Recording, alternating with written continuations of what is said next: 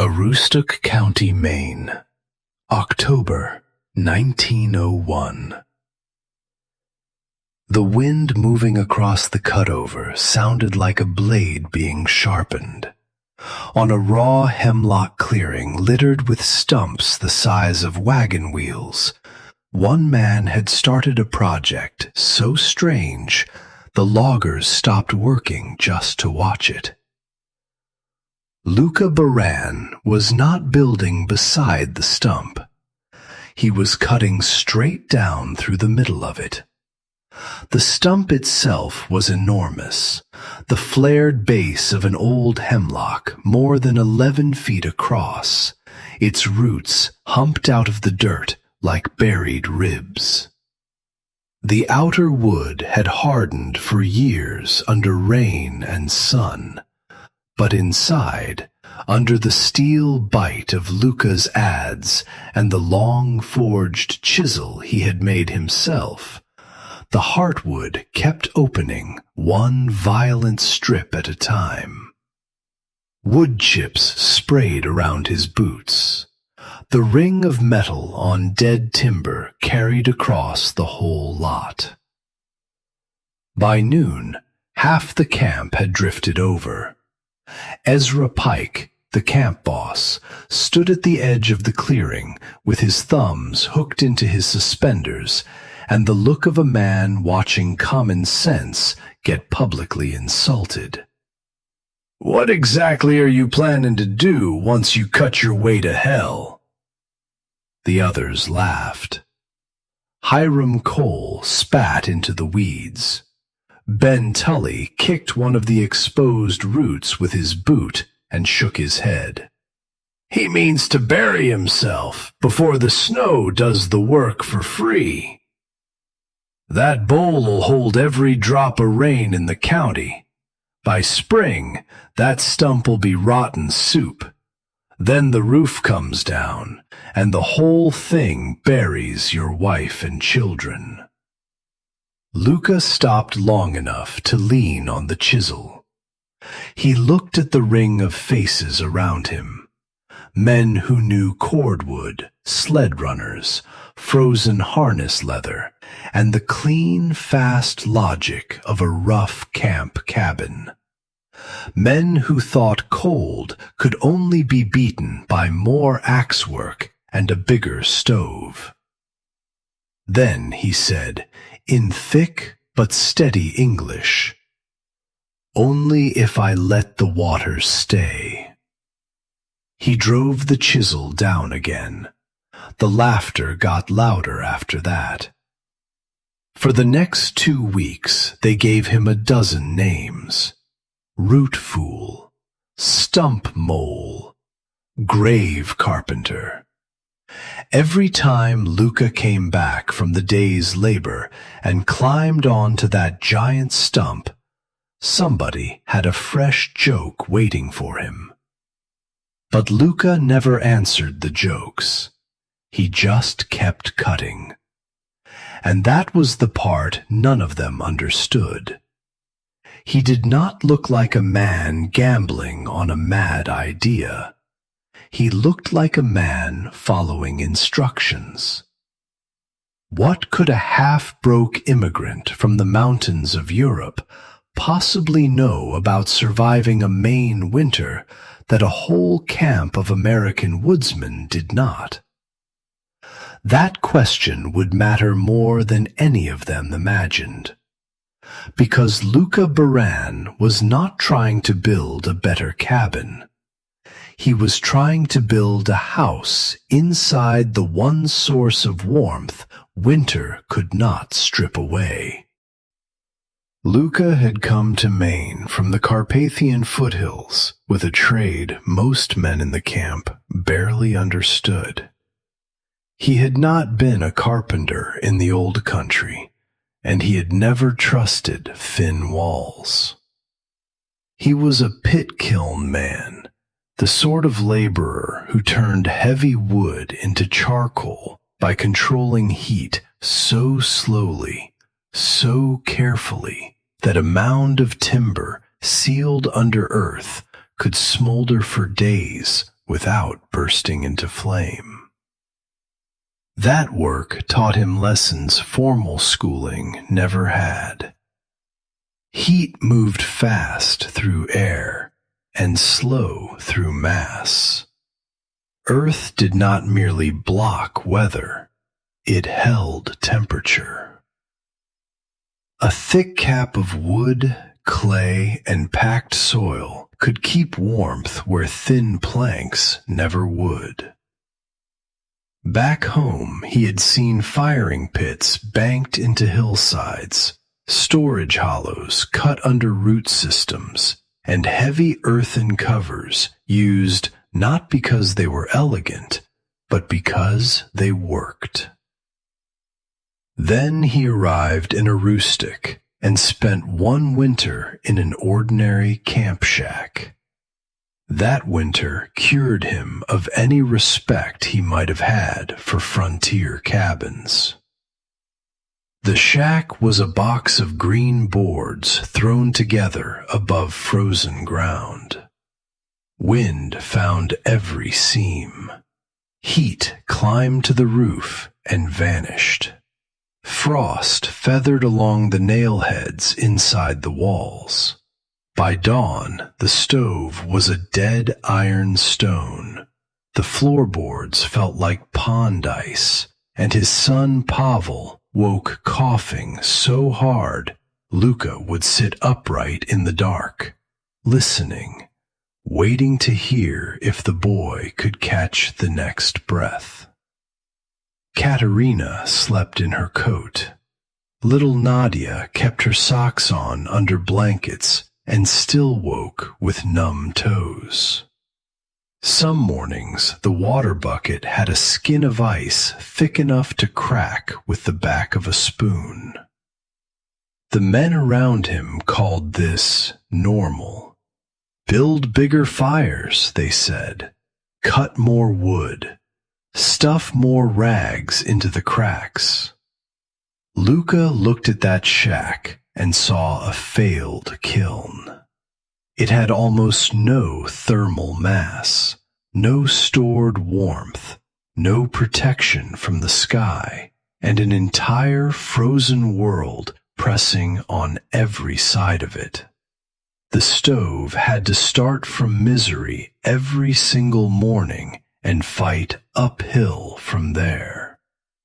He did not need a bigger fire. He needed a different equation. So he returned to the clearing with the giant hemlock stump and began the work no one else could read. First, he hollowed the stump down to ground level. Then he started digging beneath it. The room he carved out was not large, roughly 9 feet by 13 and a little over 7 feet deep, but it was deliberate in every dimension. Katerina hauled up bucket after bucket of clay and stone with a rope slung over a timber spar. Luka shaped the floor, not flat, but slightly pitched, so dampness could not gather where they slept. He lined the walls with fieldstone from the clearing and sealed the joints with dense clay. Raised the earth around the stump into a sloped berm so rain and meltwater would run away from the cap instead of toward it. The stair went down along one side.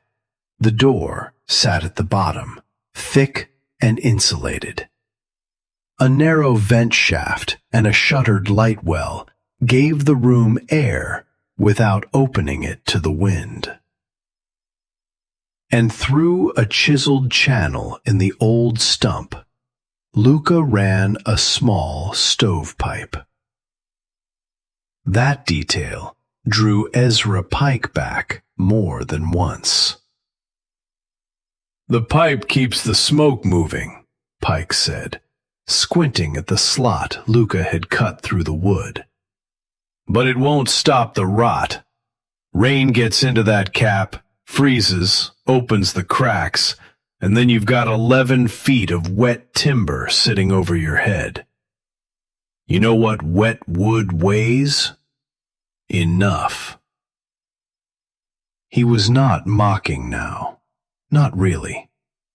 He was issuing the kind of warning a practical man gives when he believes another man has miscalculated death.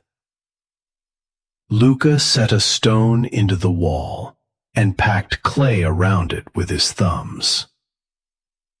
"The pipe is not just for smoke," he said. Pike frowned. "For what, then?" "For drying the cap from inside, for keeping the wood warm enough that the water does not stay." Pike stared at him for a long second, then laughed once through his nose. "You think you can heat a stump?" Luka finally looked up.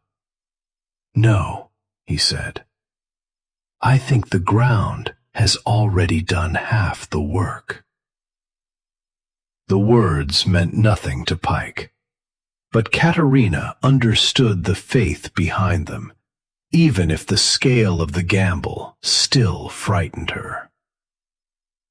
One night, after the children were asleep in the old shack and the autumn rain ticked against the roof, she asked the question she had been carrying for weeks. "What if they are right?"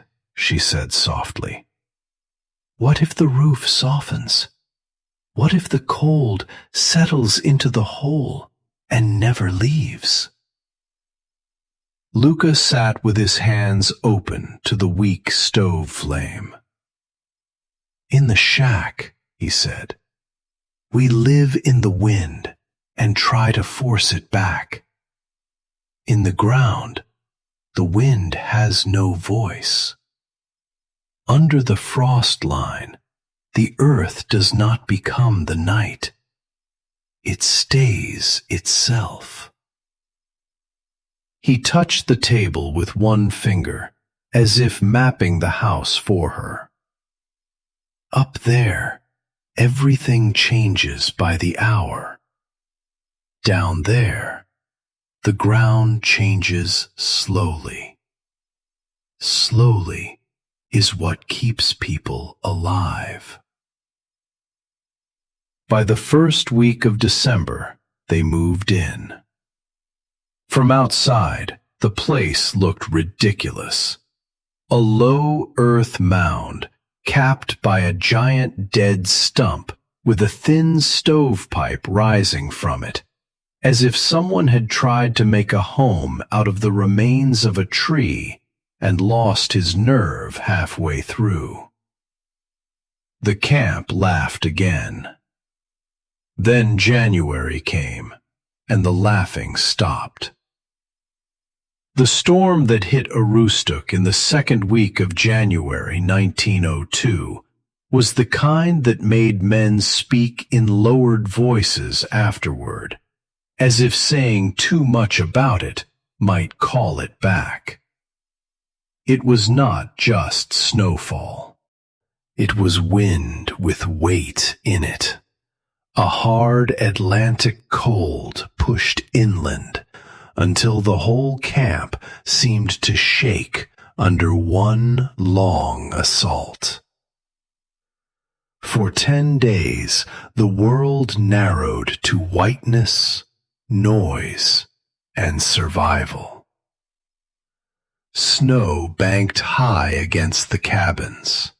The draft in every wall became a knife. Stovepipes rattled. Shingles lifted and snapped. Wood piles shrank at a frightening pace. In the bunkhouse, the men slept in layers and still woke shivering. At Hiram Cole's cabin, a water pail froze within sight of the stove. At Ben Tully's place, his youngest girl had to be kept inside a blanket tent pulled close to the fire, because the far corners of the room were nearly as cold as outside. Every ordinary weakness of an ordinary cabin was suddenly laid bare. A house raised above frozen ground was a heat leak with a roof. Its floor was a cold plate. Its walls stored almost nothing. The fire had to win the same war every hour from the beginning. Luka's shelter faced the same storm, but it did not face it the same way. Down the stone steps, behind the heavy door, the wind disappeared so completely it felt impossible. The room never heard the storm's full voice. The earth around the lower walls stayed steady, holding the quiet temperature it had carried for months. The fieldstone lining, once warmed, did not surrender that warmth quickly. The stump cap overhead, kept dry and gently heated from below, bled its stored heat downward instead of throwing it away to the sky. Luka still kept a small stove burning, but the stove was no longer fighting death on its own. It was only nudging an already temperate room into comfort. Katerina could knead dough without gloves. Pavel slept through the night without coughing himself awake. Nadia sat on a rug near the wall and played with a wooden spool horse in her stockings. The skillet by the stove stayed warm. The floor never turned vicious. Outside, men were feeding fire like desperate laborers shoveling coal into a sinking ship. Inside Luka's buried room, life regained its ordinary shape. That was the difference no theory could explain as clearly as a child playing in shirt sleeves during a blizzard. On the 9th day of the storm, Ezra Pike lost a horse. The gelding was a massive bay named Amos, one of the strongest animals in camp, and sometime in the dark before dawn, it tore loose from the hitch rail, panicked by the wind, and vanished into the whiteout. Pike went after it because he could not afford not to. A horse like Amos was money, hauling power, and next month's work all in one body. He bundled himself in wool, canvas, and frost, then followed the churned tracks out beyond the cabins and into the ruined hemlock lot where Luka had built his mockery of a house. The wind tried to turn him around 3 times. Snow needled into his eyes. His beard crusted stiff with ice. Then he topped a low rise and stopped so suddenly his knees nearly buckled. Ahead of him, in the middle of that white, screaming world, the snow had opened. Not everywhere, not for a path, just in a near-perfect circle, perhaps 40 feet across. Inside that circle, the ground was dark, soft-looking, almost damp, with threads of vapor lifting into the bitter air. And standing in the center of it, sides steaming faintly, was Amos. The horse was calm. Calm, head lowered, one hind leg cocked, as if it had wandered into the only sensible place left in Maine and meant to stay there. Pike stared at the earth, then at the little stovepipe rising from what he had taken for a drifted hump of snow. And for one disorienting second, he felt the world lurch under him. This was not a hot spring. There was no fire pit, no bonfire, no open furnace. The warmth was coming from the hill itself. A door opened low on one side of the mound. Luka stepped out, one hand shielding his eyes from the blowing snow. He took in Pike. He took in the horse. Then he nodded once, as if this outcome had always been the simplest thing in the world. "He found the warm ground," Luka said. Pike walked forward until his boots left powder and hit exposed soil. The change was immediate. The wind still raged at chest height, but down near the ground the air felt strangely still, as though the hill and Stump were giving off just enough gentle heat to blunt the storm's bite. "Baran," Pike rasped. "What is this?" Luka held the door wider. "Come see." Pike ducked inside. The sound of the storm fell away behind him the instant the door closed. He had spent his whole life entering winter cabins braced for the same truth. Warm near the stove, bitter at the floor. Drafts in the corners. Cold hiding under every board. So when he stepped onto Luka's packed earth floor, he did not understand what his own body was telling him. He crouched, pulled off one mitten, pressed his palm flat to the ground, and jerked his head up. The floor was not merely unfrozen. It was warm. Not hot, not stove hot, not fire hot. Warm, like a cellar that had somehow learned sunlight. Katerina stood by the stove, stirring a pot with her sleeves rolled back. The children looked healthy. No one inside was moving like a person under siege. On a crate beside the wall sat an iron pan. Pike touched it. No frost, no rhyming, just mild, retained warmth.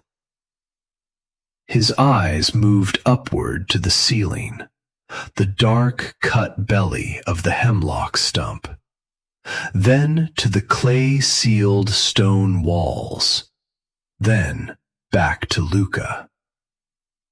For months, Pike had believed he was watching a fool carve a grave. Now, standing in the driest, calmest room in the entire camp, while a blizzard tried to erase the world outside, he felt something heavier than embarrassment settle over him. He felt his certainty break. "You didn't bury a house," he said quietly. Luka waited. Pike looked down at the floor again.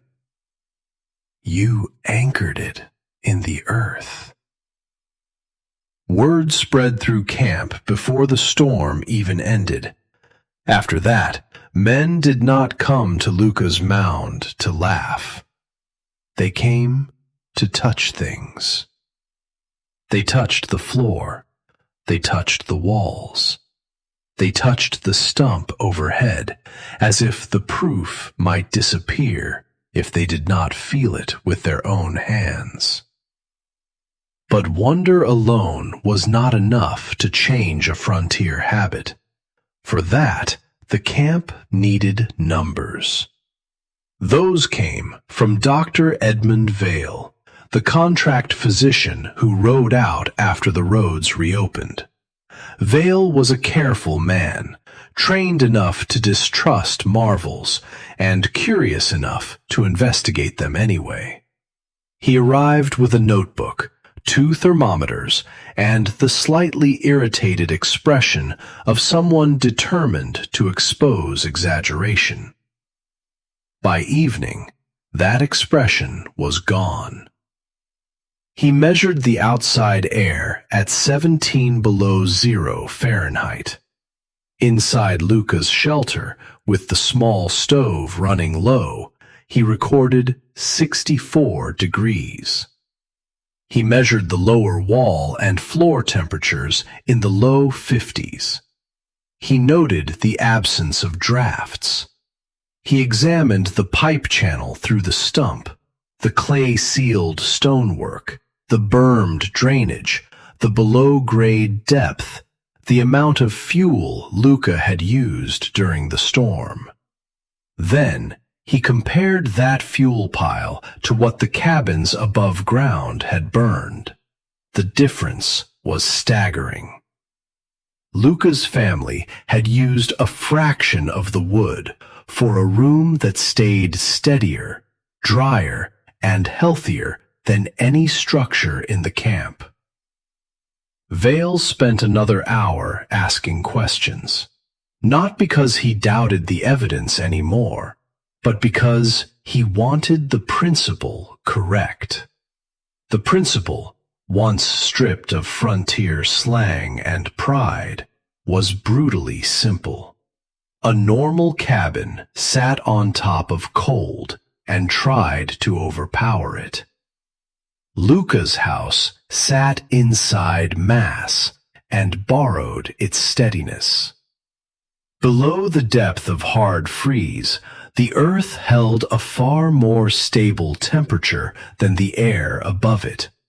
Stone and packed soil stored warmth instead of losing it instantly. The giant stump overhead acted as insulation and as a thick thermal cap, especially once the small stove and trapped interior air kept it dry from below. The room did not crash to outdoor temperature when the fire fell low, because the walls, floor, and cap were all carrying heat with it. Luka had not invented warmth. He had simply stopped building where the cold was strongest. In his notes that night, Dr. line that would travel farther than Luka ever did. The immigrant's dwelling is not remarkable because it resists winter by force, but because it is placed where winter has less authority. That spring, 3 families started looking at old stumps differently. By the next winter, versions of Luka's design, some better, some worse, some copied carefully, some clumsily, appeared in scattered clearings and rough settlements across northern Maine. Men who had once mocked the idea now argued over drainage angles, wall stone, and how deep a room had to sit before the ground began doing the work for free. They called them stump rooms, root houses, buried caps. Luka himself never made a speech about any of it. He kept cutting wood, kept tending the stove, kept improving the place in small, practical ways. That was the other thing Pike came to understand about him. Luka had never built the shelter to impress anyone.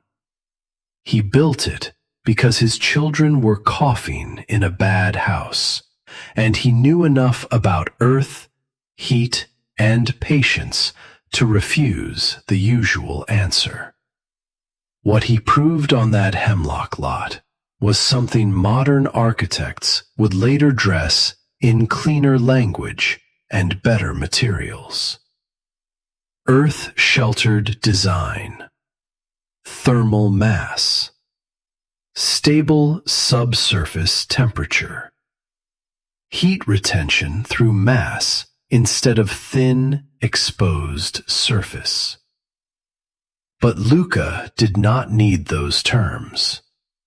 He only needed the truth beneath them. The warmest place in a hard winter is often not where men first think to build. We are trained to admire force. Bigger stoves, bigger fires, thicker logs, more fuel, more struggle. Luka Baran solved the problem another way. He found the part of the world that was already holding warmth. Then he built his life inside it. That is why the story lasts. Not because a man lived under a stump, but because everyone around him mistook stubborn tradition for expertise, until winter itself took sides. And winter, unlike pride, cannot be argued with. This story is a historically inspired reconstruction.